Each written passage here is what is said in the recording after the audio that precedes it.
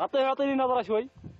الموقعون بالدم، كتيبة إسلامية يقودها الجزائري مختار بالمختار، تصدرت عناوين الأخبار بالجزائر الأربعاء بعد تنفيذها عملية احتجاز لرهائن غربيين في منشأة غاز شرق الجزائر.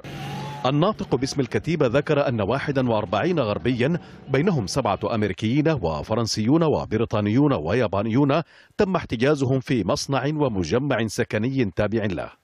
زعيم جماعة الموقعون بالدم هو الجزائري مختار بالمختار، ويلقب بالأعور، وقد كان لفترة طويلة أحد قادة تنظيم القاعدة في بلاد المغرب الإسلامي. المنشأة التي هاجمتها كتيبة الموقعون بالدم تستثمرها شركة النفط الجزائرية العمومية سوناتراك مع شركتي بريتش بتروليوم البريطانية وشتات أويل النرويجية في تينغا تورين على بعد 40 كيلومترا عن عين أمناس. بحسب المعلومات التي بحوزتنا هناك مواطنون أمريكيون في عداد الرهائن، ومن أجل سلامتهم لن أتمكن من إعطاء تفاصيل حول عددهم أو هوياتهم.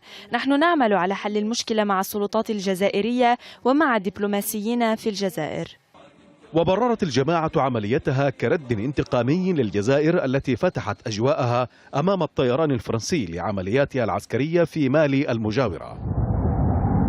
واعتبر الناطق بالجماعة أن موقف الجزائر من التدخل الفرنسي في مالي خيانة لدم الشهداء الجزائريين الذين سقطوا برصاص المستعمر الفرنسي.